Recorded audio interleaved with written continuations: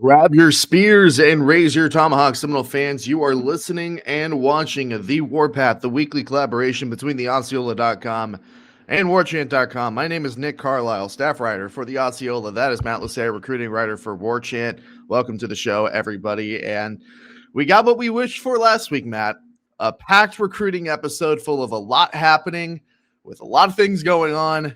And now it appears we've regressed back to the mean. But that doesn't mean it's not recruiting time. It doesn't mean that you're not getting in the recruiting spirit, because you have just let me in on an important piece of information that is crucial to your recruiting effort and my recruiting effort in like a very abstract, like far off third party way. He's got the Matt Lasser staple coming. Okay, I didn't know where you were going. And arriving during the show. The classic Matt Lasser recruiting breakfast. You want to let the people know what your recruiting staple breakfast is, if they don't know already. Yeah, I woke up a little late today and didn't have time to make breakfast for recording, so I ordered my 3 McMuffins that my dasher is currently waiting for my order at McDonald's over on Magnolia. So it'll be delivered here in 10:43, 10:49, 20, 30 minutes. Yeah, and the reason we start the show with that, or at least the reason I start the show with that, it feels like one of those sleepy recruiting mornings, Matt, where the day is ahead of us. There's a lot to find and figure out about Florida State football recruiting, and that includes a wide crop of official visitors coming in this weekend. That includes yet another weekend where we go week to week in terms of the future of Mike Norvell and his football program, and what that means and what implications that could have for the recruiting operation.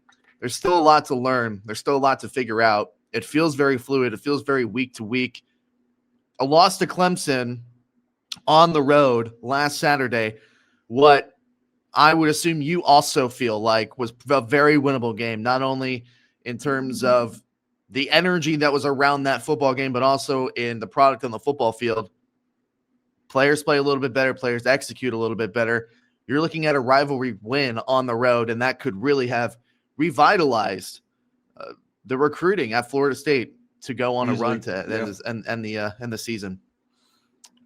Yeah, that game was full of missed opportunities. I watched it from the upper deck, literally on the edge of the stadium, to the point where I was on the upper deck. The wall was to my right. That when Randy Pittman dropped the pass, I almost jumped. So it was, but it's Clemson's still a great place to watch a game, by the way. I have a lot of fun every time I go up there. Awesome venue.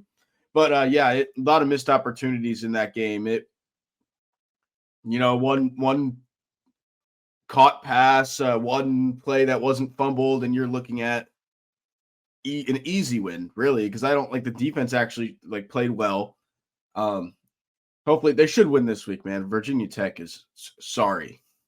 Yeah, and you got him at home. You got him at home, obviously. Do you think they'll announce James Franklin right before the game? at 2 Virginia Tech? It's a possibility. Hey, he was at Old Dominion last night. He was at it's just that on Twitter. There, I think it's unreliable accounts saying that it's coming. So this is Twitter already deciding the destination of James Franklin. Correct. But hey, a blind nut can find a squirrel. A blind squirrel can find a nut. To add to the theory, though, he was at the Old Dominion game last night. Old Dominion is in Virginia, so. Have we broken out the airplane scanner? Flight tracker? The flight tracker? He was at the game. He was on TV at the game. Yeah. Both coaches worked for him at one point. Right.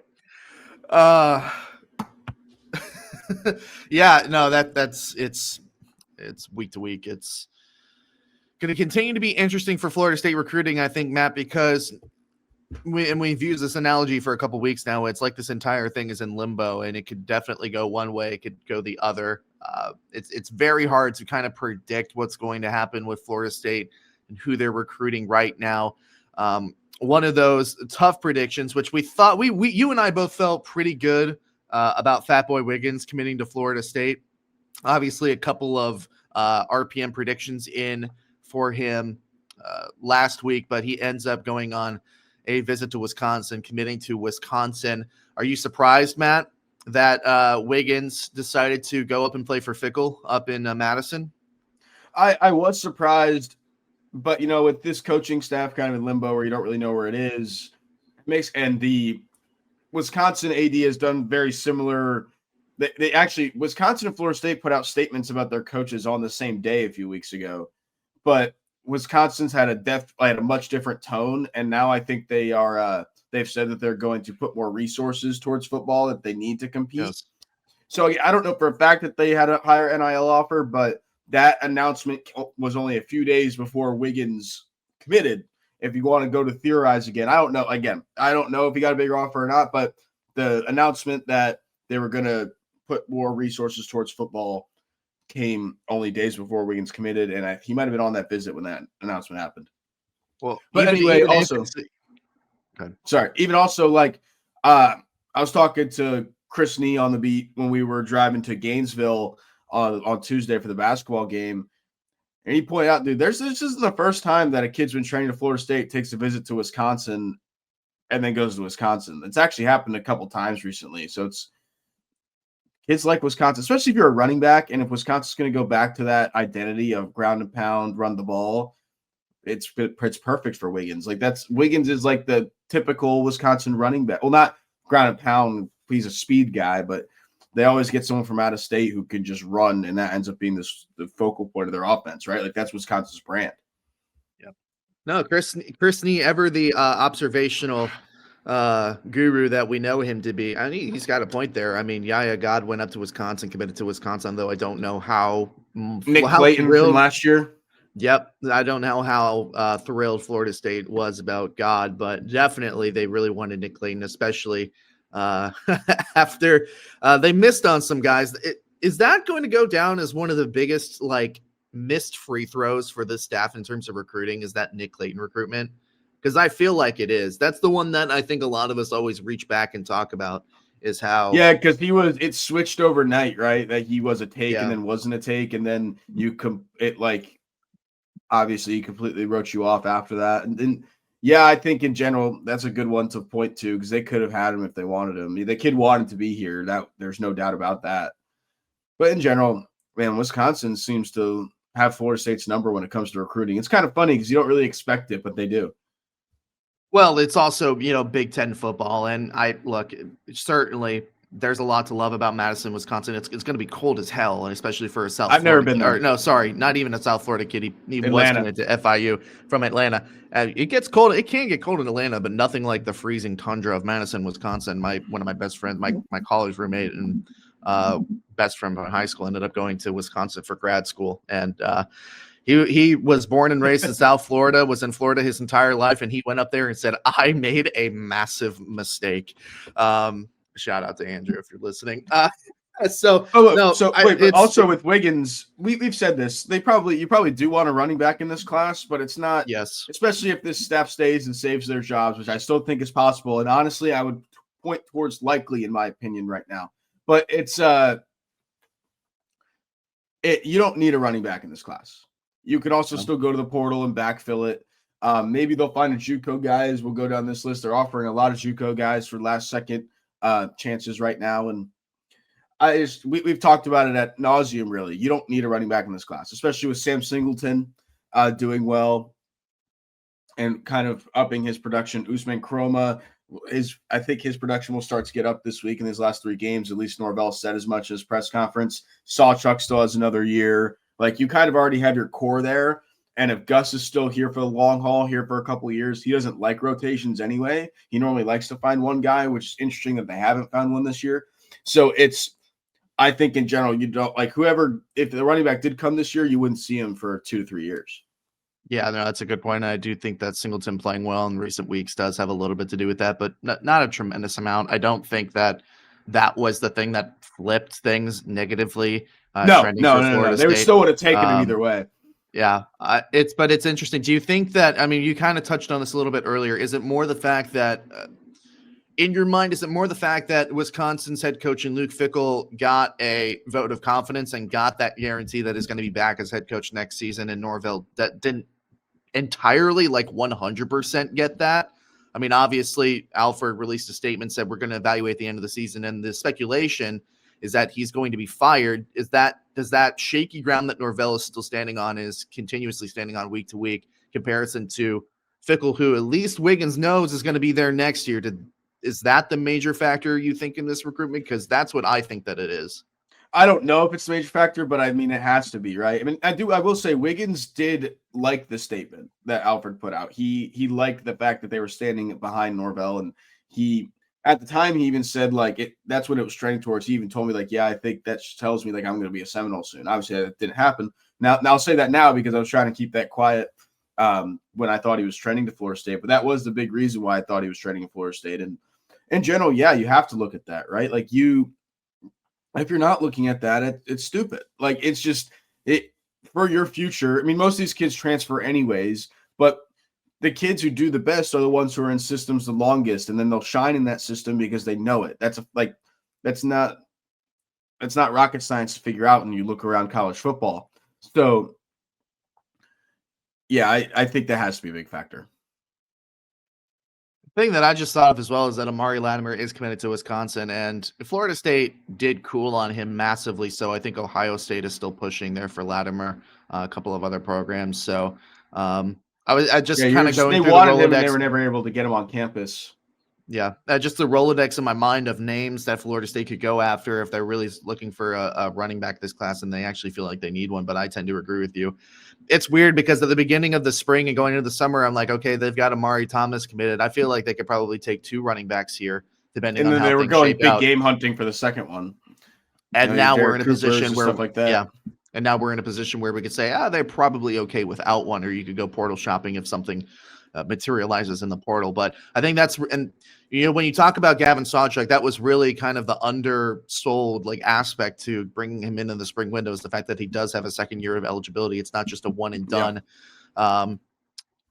And I do think it is encouraging that not only him having a really good stretch of the season, but you see the flashes in Usman Chroma. You see Singleton being able to be a bit of a different back in comparison to those guys. I mean, obviously, he's got that great downfield speed, the lateral movement, a little bit to be desired, but you do have your flash and thunder kind of like a 2-man running backs game that you would want under Malzahn, and potentially a third,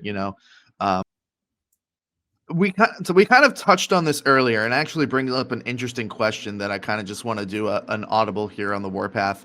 Yep. I talked about Nick Clayton, and how all those recruits, are a surprising amount of recruits have spurned Florida State for Wisconsin over the past calendar year. I brought up Nick Clayton as maybe one of the more glaring missed free throws, or missed, I guess, recruitments of this staff's tenure. And it's not, and really it's Norvell's tenure. Obviously, you bring in a whole bunch of new staff this year. They're going to have new guys to go after, new guys to hit on, new guys to miss on. What in your opinion is a couple of guys that you feel like are emblematic of maybe some of the recruiting struggles that Norvell has had over the past 3 to 4 years? Like, what are the recruitments that you look back on and say, that was a miss. That absolutely could have gone better.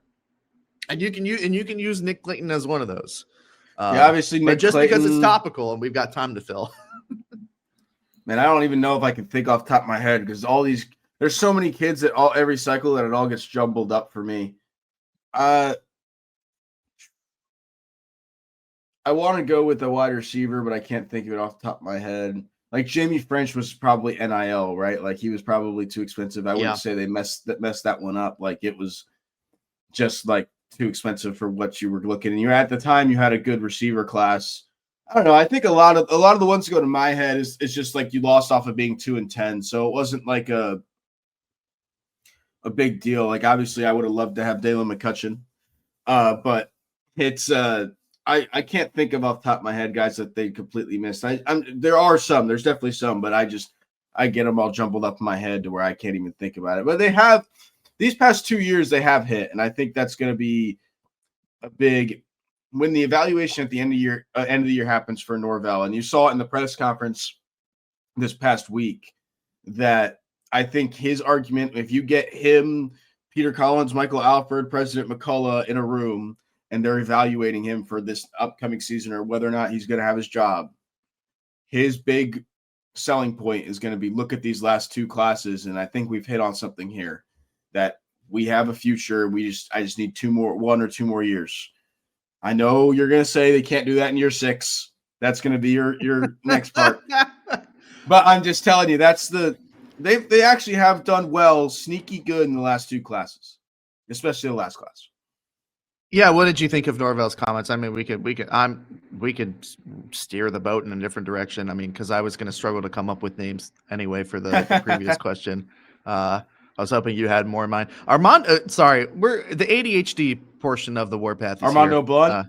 Yeah, I think that was one that came to mind, and I know that's a big NIL play, but that was coming. I don't even know if that's an NIL play. I think that was Mama wanted him to stay home. That's what I think. The end of the day, that was. I never really read into that one a whole lot.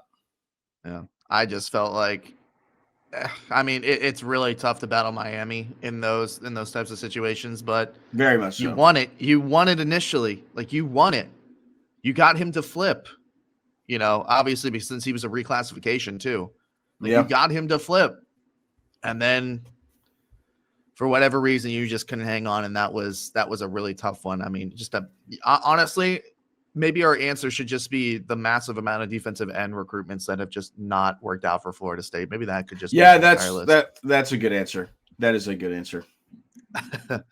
Like Trenton Henderson. Trenton Henderson might have been an NIL thing, but like he's right in your backyard. You have to be able to get that. Yeah. At a premium position too. Yeah. What did you think of Norvell's comments on Monday? Yeah, that would have been on Monday. I liked it. Comments? I liked it, to be honest with you. I know some people were like, "Oh, that's crazy," and whatever. Like, but also in the mentality of him, he has to be. Whether or not his job is day to day or not, he has to be in the mindset that he's going to be here for the future, and you have to continue that until you're not, right? Like that's what all these coaches do. Like even last year when Randy Shannon was the interim defensive coordinator, he still kept recruiting. He got the Desir twins in, but like you have to do your job until you're told not to. That's the weird part of this industry is like it looks worse on you. You could just stop because it doesn't matter anymore, but most of these guys just keep going because it's the job that they have to do. And that's what they've been bred to do their whole lives. From the recruiting standpoint, though, the statement that he's got all these contributors from the past 2 classes. Did you? I mean, contributor has been a selling point to a lot of kids recently too. Ernest Rankins, has, but I feel Wilson. Like contributor is very, very loose. Like, how are we defining contributor here? Because are we contributing, a couple of catches for 45 yards? Like what are we defining as contributing here? Well, so obviously there's Danzy. Danzy is a contributor. The Desir twins, especially Mandrell, contributors. Who else? Usman, contributors. Sam Singleton is 3 classes ago, right? Yeah. I can't consider Cam Davis a contributor. I think it was Llewayne McCoy. It's Llewayne McCoy. Yeah. So I think Mekhi Danzy, Llewayne McCoy, and specifically like the 2024 class. Llewayne McCoy, Mekhi Danzy. Who from 2025? 2025 is just Kevin Wynn. There's Landon Thomas too, but that one's kind of interesting because he's kind of come on a little bit more this season. And obviously, he was injured in fall camp, and he's had a tough time kind of cracking in behind Marquise and Douglas and Randy Pittman. I don't know. It's hard for we have all these contributors, but you look at it from the 2024 class. Kromenhoek transferred out. Your prize quarterback is now no longer with the program. Cam Davis is now he's been injured. He's been injured and he's been moved down the depth chart. So you have McCoy, you have Dancy, you have Thomas. Elijah Moore hasn't really gotten there yet. I think he's just been portaled over for whatever reason, and obviously Deuce being what he is has kind of necessitated or minimize the need for Moore to be that big body receiver. BJ Gibson's not even with the program anyway. So like I feel like the contributors are very, very heavy towards the 2025 side of things, and that's not a bad thing. That's true. I just don't feel like the 2024 class have been over, like it hasn't been a huge resounding home run for a lot of those guys that you felt really good about. It just kind of continues to trend from even some of those early classes, like the 2023 class, where you have guys that you land and you just feel really good about them and they just don't materialize. I mean, look at that ginormous defensive back class that they cited in 2024. Most of those kids have been already jumped by Shamar Arnaud, which Let's say there you go. There's another contributor, Shamar Arnaud. Charles Lester is starting to trend that way. It's getting better. And he's getting better. And who's to say that they're not going to play eventually, right? But then you take a look at it, it's like, well, Ricky Knight's indefinitely suspended, probably going to transfer, you'd have to imagine. I don't know what. Well, he's got the 4 charges with all of that. And Jamari Howard got injured. Amari Williams, I guess, is your best defensive. There you go. There's a contributor too. On both sides of the ball, he's been a contributor. On both sides of the ball. But like, you take a look at the rest of that class, and it's like they've either been jumped by people coming into the 2025 class, or God, that defensive line class is horrible, Matt. Denos White isn't even at the Division I level anymore. He's gone. Holy moly. Oh, where did he transfer? I didn't know where he transferred. I don't even know the freaking name of the school. It's that obscure. Yeah, I don't even know how to pronounce it. Do you give us your best guess? Catawba. Catawba. Okay, that's where that kid landed up. It is Division 2. D.D. Holmes transferred closer to home to be at Maryland. You can't blame the kid for that. But so Amari Williams is your best defensive pickup thus far from that class. I mean, Jamori Flagg, I'm not high on him personally. Tamir Hickman-Collins, he's already gone. He's gone. And Jaden Parrish, I think I'm bullish on Jaden Parrish and what he can do, but obviously the jury's still out on him. And Florida State's linebacker woes are so bad right now.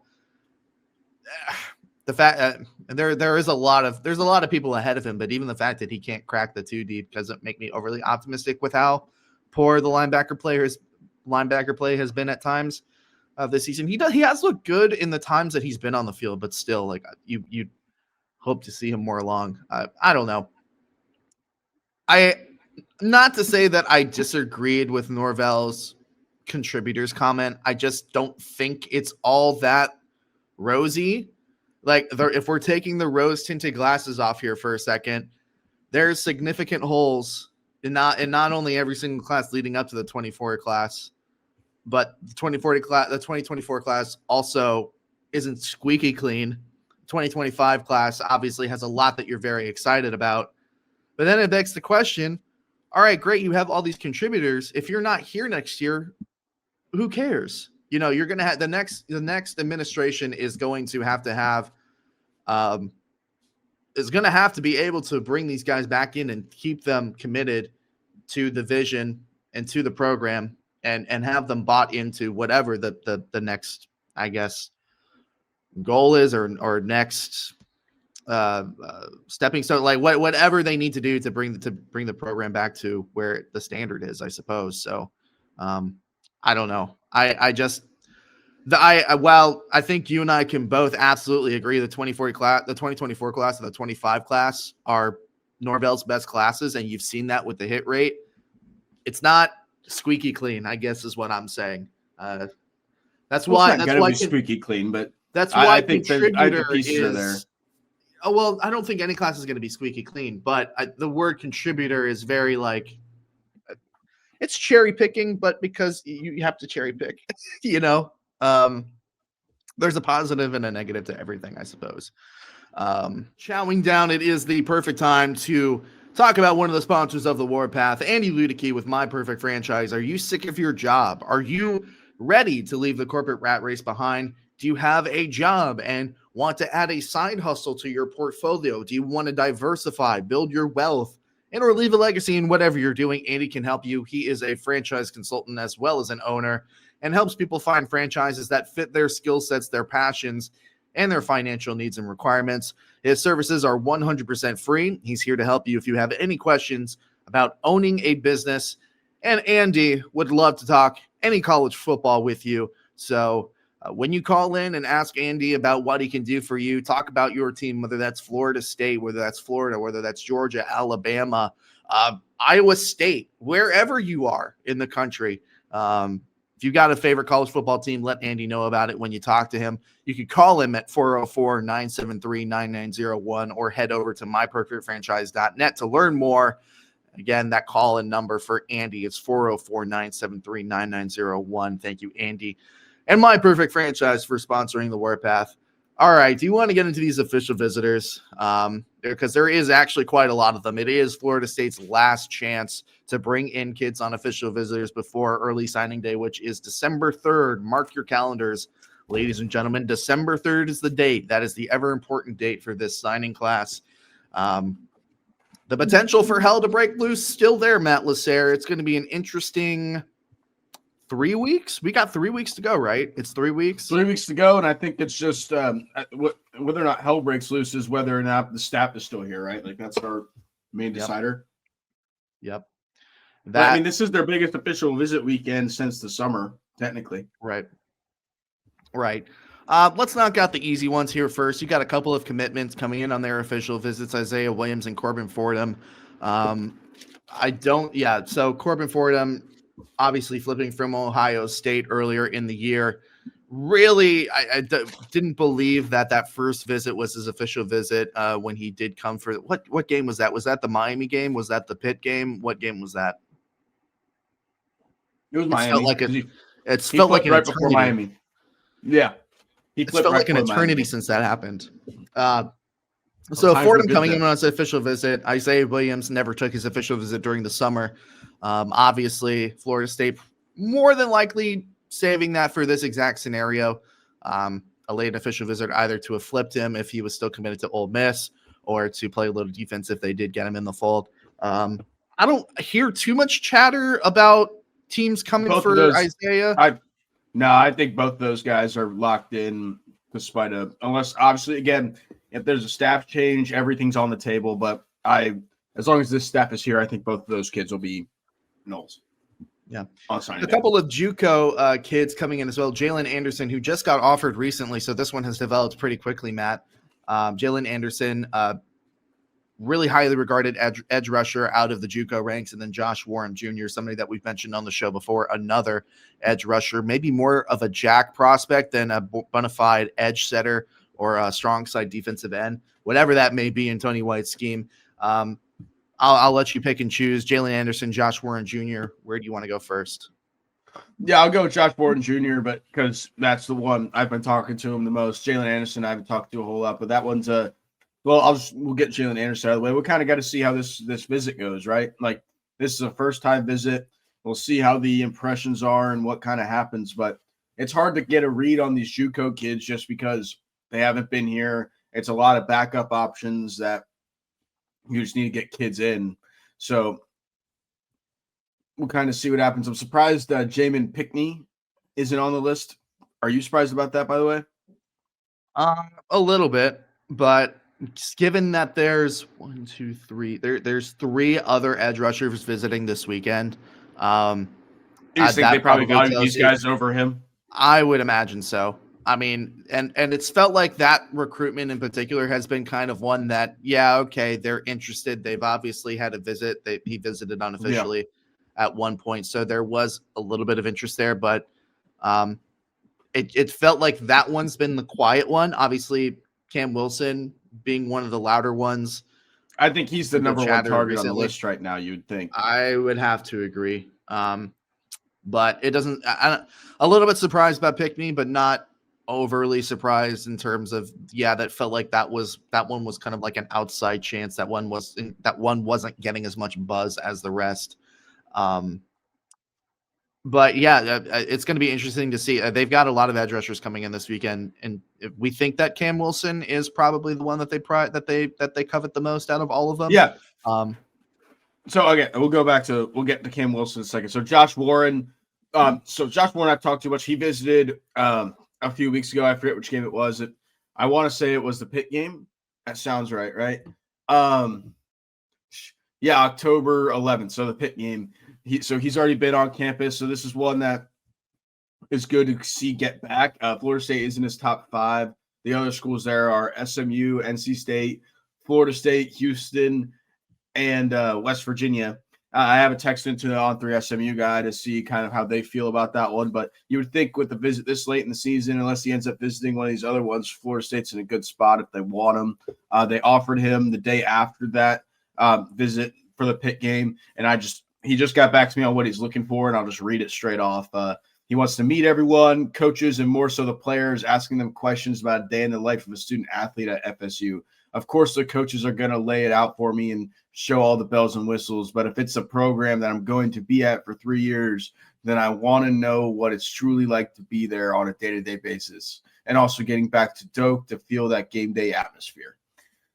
So he's kind of looking for everything. So the way I read that is he probably got a lot from the coaches and talked to the coaches enough on the visit for the Pitt game before the game. But now he wants to talk to the players and get what it's like on a real day-to-day basis, see what it really is like to be a Seminole, and what the workouts are like. What is Coach Norvell like? How does he treat you? How do the coaches treat you in practice? Stuff like that, and the players' thoughts on that. And normally, I bet you this will be the feedback when we talk to him after the visit. Ready? Yeah, they're really real. I think that they're. Coach Norvell told me not to come here because I'm gonna hate him some days, but some other days I'm gonna love him. But sometimes I'm gonna hate him. Yep, that's what it's gonna be, and I think that'll. From talking to Warren and obviously I'm not best friends with him, but talk to him every once in a while. I think. Oh, you're not okay. That's good to clarify. Judging by his comments, though, it does feel like that's at least by what he said, it's positive for Florida State. It feels like he's got at least a good feeling about the program before he gets that inside look.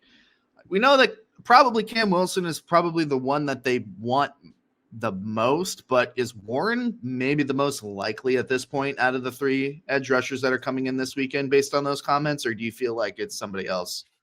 If they'll take him, yeah. I mean, I think he likes Florida State a lot. Like when I asked him, like if that stood out for him when he got that offer, he said they're one of my top picks for sure. Like they've really been in this one. The only other one, because out of the top 5. So at the time when I asked him what are the other schools still in it for him, when he said Florida State was top school, it was NC State, Colorado State, and Minnesota. So obviously the only other out of those schools that he named, the only other one in the top 5 now, other than Florida State, is NC State. So maybe that's your other one to watch, just because those are probably the 2 that have been in it the longest here for this JUCO kid. But I think, I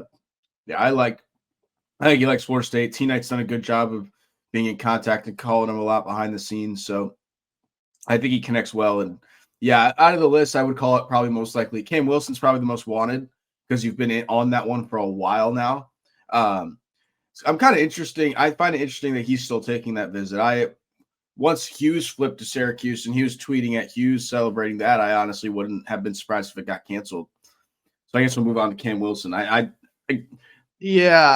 mean, it's very hard to read because with Wilson, I feel like I have continuously heard that pretty much since he committed to Syracuse in the spring, that Florida State was kind of there. That Florida State was there. They were continuing to put momentum and put pressure on him. Florida State was trying hard to change his mind. But that was 7 months ago, and we're kind of still in that same situation. So I can't help but wonder if Florida State was slow playing or if this was negotiating, if this was I'm not sure what it was. It just feels like very weird that we're still kind of in the same spot that we were 7 months ago. Don't you agree? It has felt weird because they've tried to get him on campus forever and couldn't until the Miami game this year. So it felt like it kept going. But again, it was one of those where I always felt, and I said this on the show multiple times, that if you could get him on campus, you're going to be in play here. But you need to get him on campus, right? Because Yeah. Remember when he came on campus the first time before he committed to Syracuse, everyone was putting picks in him for Florida State. He was a take. This was a big, like, this is one that they've been high on for a while. It's not like this was one when Trenton Henderson and all that was at top of the board. Cam Wilson was up there too, right? So you have to put a full court press out this weekend for him. That's for sure. Yeah. I just can't help but wonder, like the nagging voice in the back of my head saying, okay, well, you're still taking this visit, so Florida State must be in play. But, they have to be. The cynic is going to say, well, he could also just be taking the visit to take the visit. Either free visit or, Dude, Florida State's below 500. Like, yeah. You're not taking this visit just to take the visit anymore, in my opinion. Well, you could. I disagree. I feel like you could. I mean, take the visit, free. You get the game. You're not going to pay for it. You get all food, expenses paid. And yep. I mean, I'd take the visit. I mean, like you like the staff enough, and you've been around the program enough to be like, sure, I'll take a visit. Now, I don't know if that's what's happening. I would take a visit.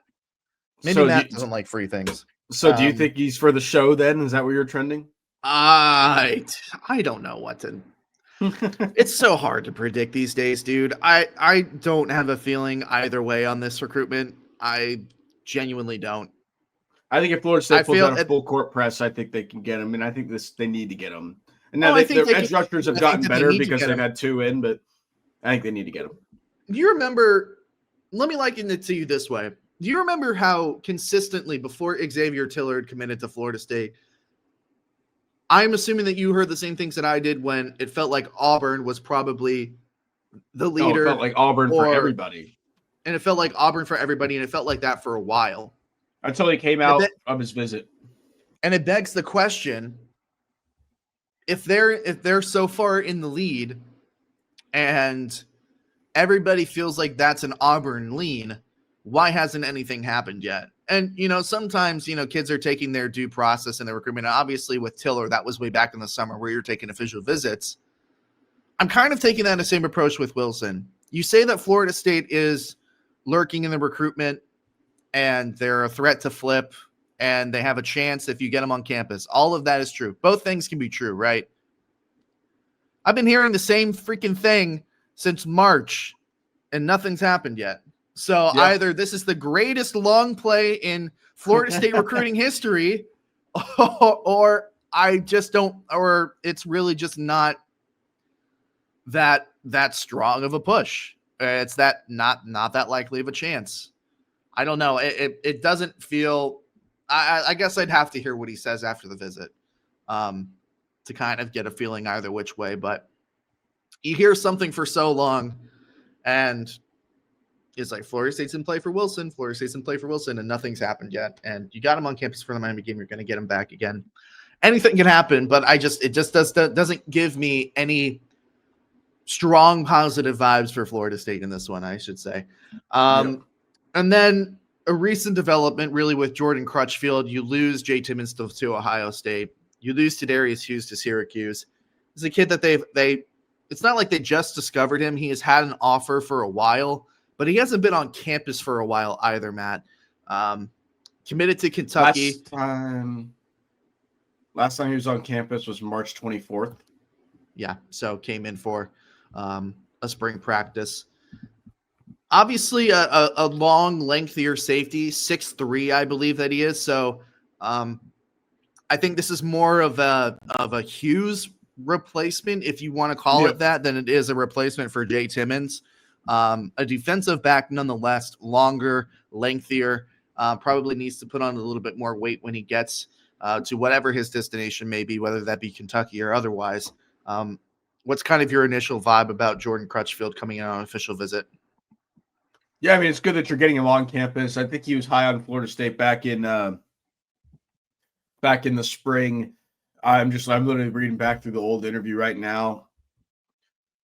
And they did the whole greeting for him and all that kind of stuff. And Coach Cooper was this guy in the recruitment, obviously, because he's the safeties coach. But even if he was offered at Nebraska before Florida State, but he was never acquainted with Cooper there. So it was kind of a new thing in the spring when the staff got here. But this is one that, if he wasn't coming on the visit, he wouldn't be interested if he wasn't coming on the visit to flip the switch that quickly, right? Like, this is a week thing. Called him and said, "Hey, man, like, probably is like, we want to take you now. Now things have changed, so come on." So, and it's also a Florida kid, right? That's going to hold weight for a Florida kid, Florida State over Kentucky, and Kentucky's having their coaching issues right now as well. So, kind of, this is one that I think the fact that he's coming on the visit says a lot. Yeah. One of those that you're definitely going to have to wait and see. Florida State definitely wants another defensive back in this class, especially after losing 2. I felt like they wanted maybe one more even before those decommitments happened, or at least they were entertaining the idea. Now there is a definite need for especially a safety, more safety prospects. Florida State needing an initial one after losing to Darius Hughes. Quickly to rattle off a couple of names because we're about to hit the 45-minute mark. A couple of other visitors, important names that are on the list that are going to be coming this weekend. The one that jumps out to me is Heze Kent, obviously committed to Florida, 4-star tight end, offensive lineman. But don't tell him that I said that because is that police sirens outside of my house? I'm kidding. Yeah, obviously committed to Florida. I did not think we'd see him on campus again, if I'm being totally honest. So to see him coming back on campus, entertaining Florida State, what does this say to you? Yeah, I think the staff wants to take 3 tight ends. I just don't know how realistic that is, just with everything going on in the whole world of this, right? I think I think the visit's going to go well. He clearly gets along with the staff. He gets along with Thompson. He gets along with Preston. Like, he gets along well. Like, I wouldn't be surprised if he wants to come to Florida State, but it's just such a crowded room right now that it makes it kind of complicated for him to go in as a tight end and not an offensive tackle, right? I mean, let's be honest here. Does Pittman have another year of eligibility? I think so. Okay. I don't know if he'll take that, but I think he does.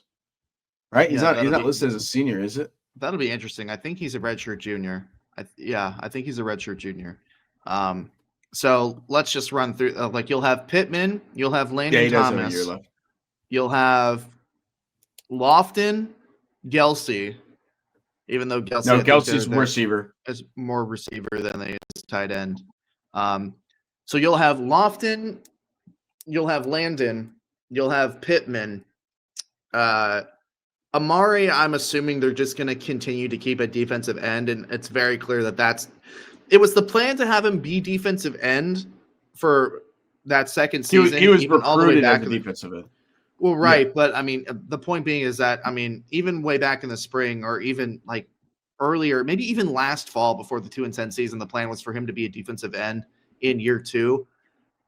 Obviously, he played a lot more tight end in year 2 than I initially expected. But I think with the need and the glaring deficiency at defensive end, Amari isn't going to go anywhere. He's not going to flip back or play any more tight end. I would imagine they keep him there. Yeah. So you do have the need there. You're obviously going to be losing Biscuit. So hey, what's a better Biscuit replacement than Heze Kent? That's true. Honest. That is true. That's research. Yeah. I would have to imagine that's probably where they're leaning on. But there's a lot to play out there. Texas A&M commitment, 2027 quarterback Jace Johnson back on campus again. He was on campus for a basketball game last month, if I remember correctly as well. But he was, but I wasn't. That was more him showing up with friends. He was with why can't I remember his name? The other guy at Lowndes, he transferred from Florida High. Who's a basketball offer and football offer. He's a wide receiver. Artavian Brown. Yes, I think that's his name. Yeah, so he was. I think he was with him at that game. Yeah, he was just there to watch the FAMU Expedition game. And he's obviously a local kid. It's not far. See Charlie Ward get his jersey retired and all that kind of stuff. But yeah, he's obviously been around. He's been in contact with Steph. Norvell was at the Lowndes Valdosta game a few weeks ago to watch him. And obviously, this has to be your number one target now, quarterback, right? With Kavion Bryant to Texas Tech. That obviously he is committed to Texas A&M, but that's him being a local kid and you having this relationship for a while. that you probably think you have a good chance of flipping. Also on the flip side, and they've lost. The board has started to dwindle now, right? Seaboard committed somewhere else. Flaherty committed to UCF, which is probably one, if you wanted to, you could flip down the line, I would think, because his parents went to FSU. But you also have Derek Baker. So those are, I would think, those coming this weekend. So from Milton, I would think that those are your two top options right now. Would you agree?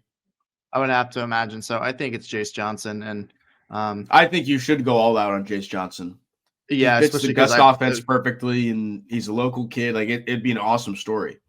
And Kavion probably isn't leaving Texas Tech anytime soon. That would take a lot. I don't, especially results on the field and some of the cheddar. Black gold. George Lamon's back again. Your guy is back on campus again this week. Another Florida State regular. FSU's top. That won't change. And then Jaden O'Neal coming back for what we believe to be the first time this season. I can't remember if he was here for the Miami game. I think he might have been on the list. I think he's been on the list, but he hasn't actually been able to come. That's what happens when you live in Oklahoma. It's just hard to get out here sometimes because you have to. I would assume you would either take a flight from OKC to Dallas and then to Tallahassee, or you drive all the way to DFW, which is 3 hours, 2.5, 3 hours. So that's just a tough drive for a flight. But it's Tallahassee is not the easiest place to get to, in case you didn't know. No, it's not. No, but it's it's not awful. It's just a small airport. But it's I think in general, it's good to see him get back. Not that there's been any wavering in that. If there was wavering, it would be from, I think, the coach's side dropping him. But again, there's not, like, I don't think that's going to happen either. There's not really any other. They've explored other options like Jaron Hewley. Some other guys have come up, but none of them. If it was serious, they would have been officially visiting this weekend. Yeah. Right. None of them ever officially visited. No, so exactly. I think the Hayes in the barn. To steal Derek Ray's quote from earlier in this season, I think the hay's in the barn. It's just a matter of trying to keep as much hay in the barn as you can at this point. You're gonna be able to add what you can add, but in terms of like upgrades for a lot of the class that's here right now, there's probably not a lot of better. There's no way with the play on the football field and with the instability around the head coaching right now that you're going to be able to bring in a lot more than what you're doing right now. And to your point, I mean, if there was anything serious, they would be visiting this weekend for an official visit. So we didn't talk about Dollar Shave Club. We didn't talk about Dollar Shave Club. So and it's important to talk about Dollar Shave Club because it's important to stay clean shaven. We do want to thank Dollar Shave Club and their collegiate razor handles for sponsoring the Warpath. When you rep your team, you don't stop at the jersey, Matt Lasser, whether that be even a Panthers jersey that I forced you to wear last week, obviously professional, college, whatever that be. My girlfriend accidentally threw out the receipt, by the way, so I'm stuck with that Panthers shirt now. Well, that's good because you're going to be wearing it again. When you rep your team, you don't stop at the jersey. Dollar Shave Club's collegiate razor handles combine grooming with glory, letting students, grads, fans, anybody in between show their school spirit and style from the sink to the stadium. Shave with school pride. Visit dollarshaveclub.com to grab your college handle today. Go Seminoles, says Dollar Shave Club. Thank you so much for sponsoring the Warpath. Are we about done and dusted, Matt Lasser, or do you have anything else? Yeah, so you talked about keeping the hay in the barn. There are some commits on camp or coming on campus that are pretty important. Like Ernest Rankins is on the list. That's, I think, a big one to get back on campus for their last game. Devin Carter, not that we've been worried about him. He's been here a lot this season. Hasn't visited. Well, no, he visited Auburn for Cam Newton's jersey retirement because Cam Newton was his 7-on-7 coach. But sorry, excuse me. I think getting Ernest Rankins back on campus is big, and that's really good to see, in my opinion. It's not that, like, I think he said there was some other schools reaching out, but he was pretty locked in. But this show, him coming to this last game and gonna be there and be able to talk to the coaches one more time before signing day, I think is pretty big. Hiller back on campus as well. Yep. The permanent pass for Amari Thomas is still here, apparently. Leave the key under the mat for Amari. Bluntstown High, obviously close by, so we kid, of course. We talked about it earlier. Is there even like a sliver of a chance that Amari Thomas flips back to Florida State? I mean, I wouldn't if I were him. It feels like with okay, what South Carolina is giving him. But here's the situation: if Beamer gets fired, then yeah, I mean, yeah, but is he close to getting fired? I thought he was. I don't know if he is or not, but let's say if he does, and then South Carolina, their new coach pulls that offer, then yeah.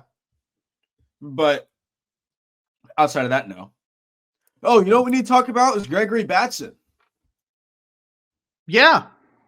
We completely forgot about that because it was weird because it happened right before the show released. It happened. It happened at a very weird time. I was in the boondocks of South Carolina driving to Clemson, so I actually did get on the phone with him while I was in the car. Though he's excited. I guess this is what we'll end on. That's a good thing. I actually do have one more thing after this. I do have one more thing after this. But go ahead. But yeah, he's very excited. I asked him because remember all the way back to the Alabama game, he said Florida State was going to be hard to beat, and then there was a pick in from Wiltfong then, and it just kept going, and it was like, all right, like when is this going to happen? And then the reason why he did it now because he was like, yeah, even through the struggles, I want them to know that I'm locked in. I think the first person he actually told was Usman, his former teammate, before even his parents or the coaches. He's very excited. He's very locked in, and he did it now because he wanted to show the staff that he was locked in, not flirting around anywhere else. That he wanted to be a Seminole. So it was good to see that one finally come to fruition. Now, he's a top target for the 2027 class, and a long way to go, obviously, but good to see him get in the fold. Yeah, I did want to end with this, Matt Lasser. Ethan Pritchard. A kid that you and I have had the benefit of getting to know over a multi-year process in terms of him becoming a Seminole. How awesome was it for him to have that moment? In case you missed it on social media, him leaving patient care, smiling, looking fully alert and looking somewhat like himself. It's incredible to see him recover and to see his resilience. And I can't speak enough to the quality of the young man that he is. And he is a true Seminole through and through. He's a great kid, and it's hard not to get emotional when talking about it, just how much this kid means to not only this roster of this team, but to Norvell and to this program. And even to somebody like us who, maybe not entirely thrilled to always see us out there asking questions, but he was always, super transparent and pleasant and cordial with us. And, you see somebody so often over the course of 2 years, you build some kind of rapport with them. So it's from Matt and myself. Congratulations on this milestone, Ethan. Matt and I are obviously rooting for you. Continue making progress, continue becoming the young man and that we know that you can be. And we hope to see you back around Tallahassee and around the program real soon. So continue to flourish. You have our best wishes. And with that, Matt Lasser, I think we end the Warpath for today. We'll be back next Friday with some official visitor wrap-up news. Obviously, if anything breaks, anything happens in the world of Florida State recruiting, you're going to find out, and we're going to talk about it here on the Warpath. So for Nick Carlisle, that is Matt Lasser. We'll see you back here next Friday on the Warpath. Take it easy.